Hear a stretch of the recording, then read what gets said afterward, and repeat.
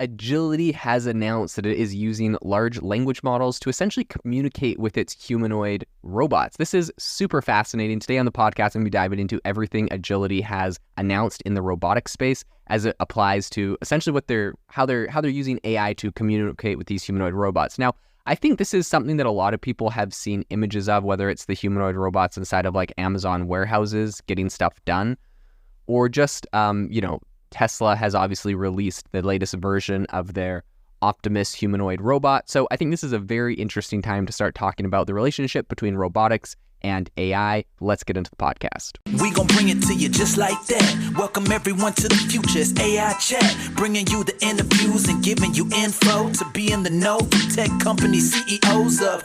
Rock with us, bet you gon' come back. I'm just saying the facts. This is AI Chat. Let's go. So the big headline here is that Agility has showcased kind of the future of robotics with some advanced AI integrations. So in a pretty exciting move, this is an Oregon-based startup, by the way. Agility is really, I think, pushing kind of the boundaries of AI and robotics kind of communicating. So the company is known for its bipedal robot named Digit, and they have been experimenting with generative AI and large language models, showing the significant progress in how robots can interact, learn, and perform when they have these tools. So Agility recently released a video. They posted this on social media, but essentially it's showing how these technical, like showing some of the technological advancements that they've been able to apply to Digit. So in an environment with a whole bunch of different towers and boxes, they're all like kind of different sizes and stuff.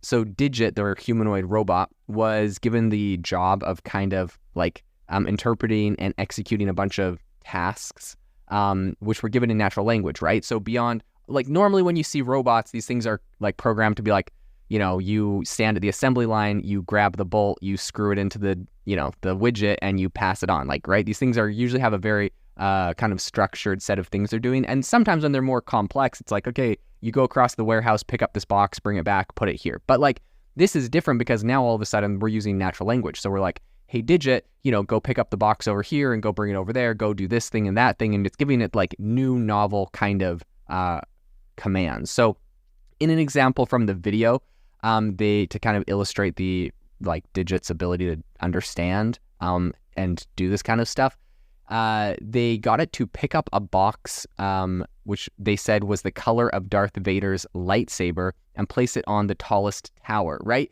This is so interesting. It's not just like, hey, go grab the red box and put it like on Tower 3. It's like, go pick up a box, the color of Darth Vader's lightsaber, place it on the tallest tower. Now it has to determine what Darth Vader's lightsaber color is, which box matches that, which tower is the tallest. Like, there's so many things it has to compute, which I think is so impressive.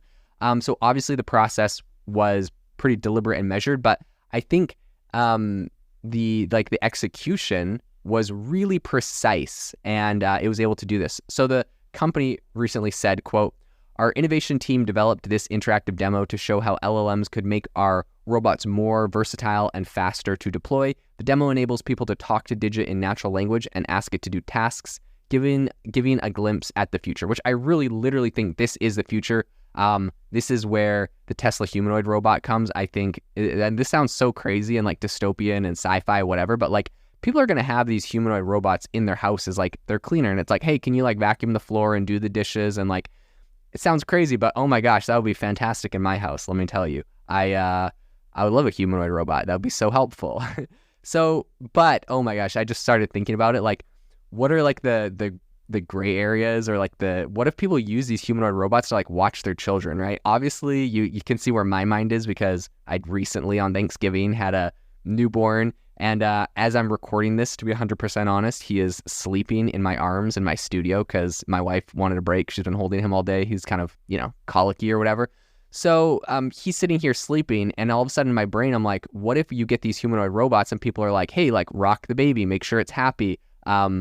Oh my gosh, like that could be crazy and also bad, because you obviously don't want these things watching your baby who's, they're probably going to have built-in stuff where it's like, they're not allowed to watch children or, be like a lifeguard or do anything where like they could be, blamed if someone dies or something terrible happens, right? Which, I mean, how much different is that from hiring like a babysitter in your, neighborhood to some kid to come watch your kids and then something bad happens. Like, I don't know if it's that much different, but I don't know. Man, that'd be crazy. And who's liable for that kind of stuff? Probably the same problems and questions Tesla's already solved with like who's liable in a self-driving car crash, that kind of stuff. So in any case, these are conversations we have to have because these tools, these robots, these things are coming down the pipe. So this is a really big leap in robotics. This is not just isolated to agility, though. A bunch of top universities and research labs are exploring how to best leverage these AI platforms. And I think the potential for natural language communication and kind of the programming of systems via low and no-code technologies is really, really big. Of course, this is something I've been talking about for a very long time because I believe the Tesla humanoid robots, or the Optimus robot or whatever, it's going to eventually become an electrician, a plumber, and a lot of other things that will have like really big implications for job displacement there. But in any case, at the beginning, it'll probably be pretty nice because we have like these labor shortages or whatever. But Gil Pratt from the Tesla Research Institute highlights the progress at on a recent panel at Disrupt, and he explained how generative AI is accelerating robotics learning. He said, quote, "We figured out how to use modern generative AI techniques that enable human demonstration of both position and force to essentially teach a robot from just a handful of examples. We've taught 60 different skills so far." So I think similarly, Danielle Russ from MIT CSAIL emphasized the power of generative AI in solving even motion planning problems, which are leading to more fluid and human-like solutions. So I think the implications of these advancements are really exciting, and it would appear that Agility is just the first player to really embed this in a robot and do like an impressive demo. So,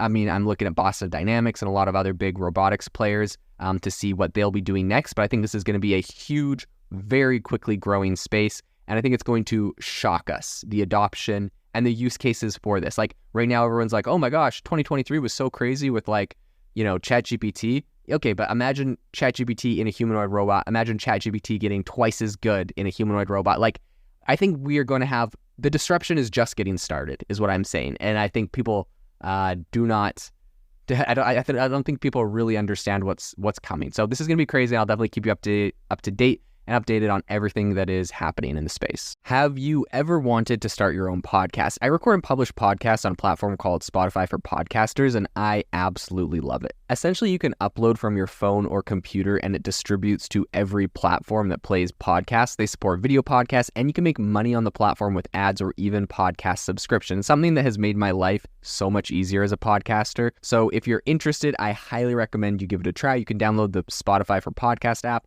or go to spotify.com/podcasters to get started on your podcast today.